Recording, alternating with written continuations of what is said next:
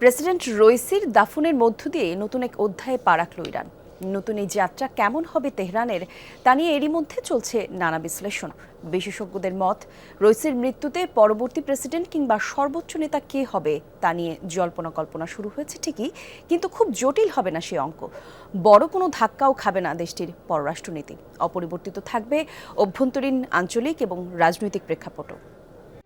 কেসারেন শেকড় থেকে শিখরে। ইরানের মাশহাদে এই জনস্রোত প্রেসিডেন্ট রইসিকে শেষ বিদায় জানাতে। ৬৩ বছর আগে যে শহরে জন্মেছিলেন, চিরনিদ্রায় শায়িত হলেন সেখানেই। এর মধ্য দিয়ে শেষ হলো রইসি অধ্যায়। নতুন এক অধ্যায়ে পা রাখল মধ্যপ্রাচ্যের দেশটি। প্রেসিডেন্টের মৃত্যুর ৪ দিন পরও ইরানের অলিতে গলিতে চলছে শোকের মাতম। এমন পরিস্থিতিতে আগামী ৫০ দিনের মধ্যে সম্ভব হবে কিনা নির্বাচন, তা নিয়ে দেখা দিয়েছে অনিশ্চয়তা। তাছাড়া এই সময়ের মধ্যেই রয়েছে প্রয়াত সর্বোচ্চ নেতা আয়াতুল্লাহ রুহুল্লাহ খোমেনির ৩৫তম মৃত্যুবার্ষিকীও। নির্বাচন যখনই হোক, কে হবেন পরবর্তী প্রেসিডেন্ট, তা নিয়ে চলছে নানা জল্পনা।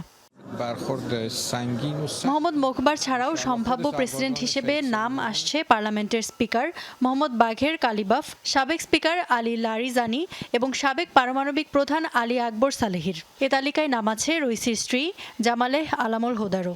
রাজনৈতিক বিশ্লেষকরা বলছেন, অনেকের নাম এলেও কট্টরপন্থী কেউই যে গদিনসীন হবেন তা অনেকটাই নিশ্চিত।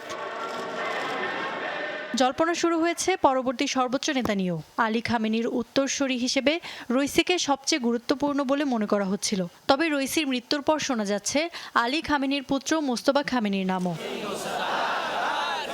বিশ্লেষকদের মতে, নেতৃত্বে যেই আসুক, খামেনির নীতি বা ইরানের পররাষ্ট্রনীতিতে আসবে না বড় কোনো পরিবর্তন। ইফাতারা খন্দকার, যমুনা নিউজ।